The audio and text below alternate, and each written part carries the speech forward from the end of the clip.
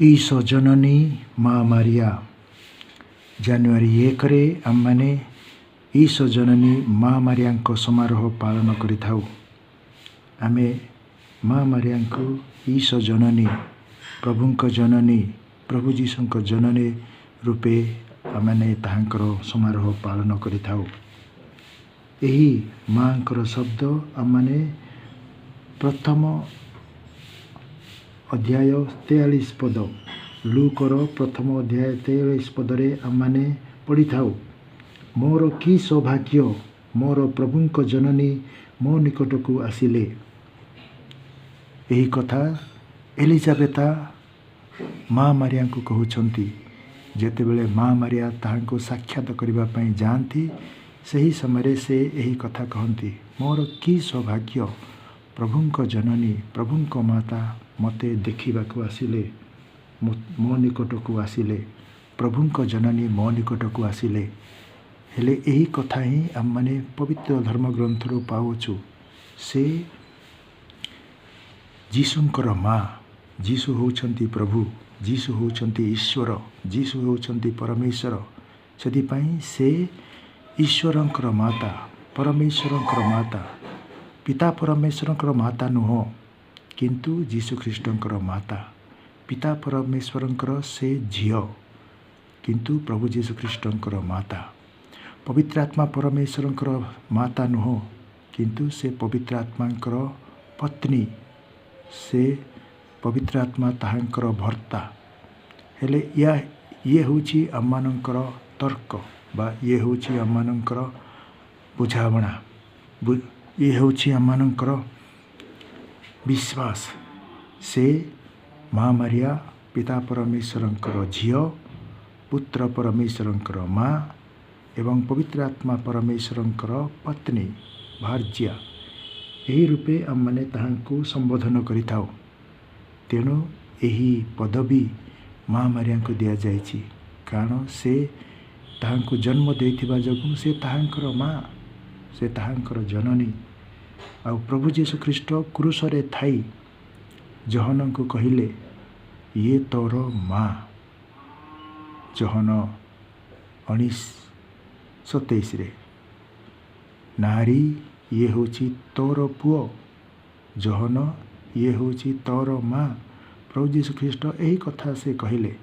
ତେଣୁ ମା ମାରିଆ ହେଉଛି ଆମ ସମସ୍ତଙ୍କର ମା। ସେ ଯୀଶୁଙ୍କର ମା। ଆଉ ଯୀଶୁ ଜହନଙ୍କୁ କହିଲେ, ଇଏ ତୋର ମା। ସେ ଆମର ଜହନଙ୍କର ମା, ପ୍ରେରିତମାନଙ୍କର ମା। ଆଉ ସେ ପ୍ରେରିତମାନଙ୍କର ମା ବା ଜହନଙ୍କର ମା ହେଲେ ସେ ଆମ ସମସ୍ତଙ୍କର ମା। କାରଣ ଆମମାନେ ଖ୍ରୀଷ୍ଟିଆନ ମାନେ, ଆମମାନେ ପିତା, ପୁତ୍ର ଏବଂ ପବିତ୍ର ଆତ୍ମାଙ୍କ ନାମରେ ଦୀକ୍ଷିତ ହୋଇଅଛୁ। ତେଣୁ ଆମମାନେ ସେହି ମାଙ୍କର ସନ୍ତାନ ସନ୍ତତି।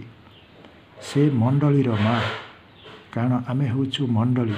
ମଣ୍ଡଳୀ ହେଉଛି ଯୀଶୁଖ୍ରୀଷ୍ଟଙ୍କର ଶରୀର। ତେଣୁ ସେ ମଣ୍ଡଳୀର ମା। ଆଉ ସେହି ହିସାବରେ ବର୍ତ୍ତମାନ ସେ ସ୍ୱର୍ଗରେ ଯୀଶୁଙ୍କ ଦକ୍ଷିଣ ପାର୍ଶ୍ୱରେ ଅଛନ୍ତି। ସେଥିପାଇଁ ସେ ସ୍ୱର୍ଗର ରାଣୀ, ଦୂତମାନଙ୍କର ରାଣୀ, ସାଧୁସନ୍ଥମାନଙ୍କର ରାଣୀ, ଏହି ପୃଥିବୀର ରାଣୀ, ଏହି ଜଗତର ରାଣୀ। କାରଣ ସେ ରାଜା ଯୀଶୁଙ୍କର ମା। ଆମ ଜିହୁଦୀ ପରମ୍ପରାରେ ମାଆକୁ ହିଁ ରାଣୀ ପଦ ଦିଆଯାଇଥାଏ। ରାଜାଙ୍କର ମାଆକୁ ହିଁ ରାଣୀ ପଦ ଦିଆଯାଇଥାଏ। ଯେପରି ସଲୋମନ ତାହାଙ୍କର ମା ବେତ୍ସେବାଙ୍କୁ ତାହାଙ୍କର ଦକ୍ଷିଣ ପାର୍ଶ୍ୱରେ ବସାଇବାକୁ କହିଲେ, ଠିକ୍ ସେହିପରି ମା ମାରିଆ ମଧ୍ୟ ସ୍ୱର୍ଗରେ ଯୀଶୁଙ୍କର ଦକ୍ଷିଣ ପାର୍ଶ୍ୱରେ ବସିଅଛନ୍ତି। ସେଥିପାଇଁ ସେ ଆମ ସମସ୍ତଙ୍କର ମା, ଏହି ପୃଥିବୀର ମା, ସ୍ୱର୍ଗର ମା, ଏହି ଜଗତର ମା। ସେ ଆମର ଆଧ୍ୟାତ୍ମିକ ମାତା, ସେ ଆମର ମାଣ୍ଡଳିକ ମାତା। ଏହି ହିସାବରେ ଆମମାନେ ମାଆଙ୍କୁ ଆମମାନେ ସମ୍ବୋଧନ କରିଥାଉ। ସେଥିପାଇଁ ଏଲିଜାବେତା ମଧ୍ୟ ପବିତ୍ର ଆତ୍ମାଙ୍କ ଶକ୍ତିରେ ସେ କହିଲେ, ଅର୍ଥାତ୍ ପ୍ରଭୁ ନିଜେ କହୁଛନ୍ତି ଯେ ସେ ଯୀଶୁଖ୍ରୀଷ୍ଟଙ୍କର ମା, ଆମ ଲୋକମାନଙ୍କର ମା।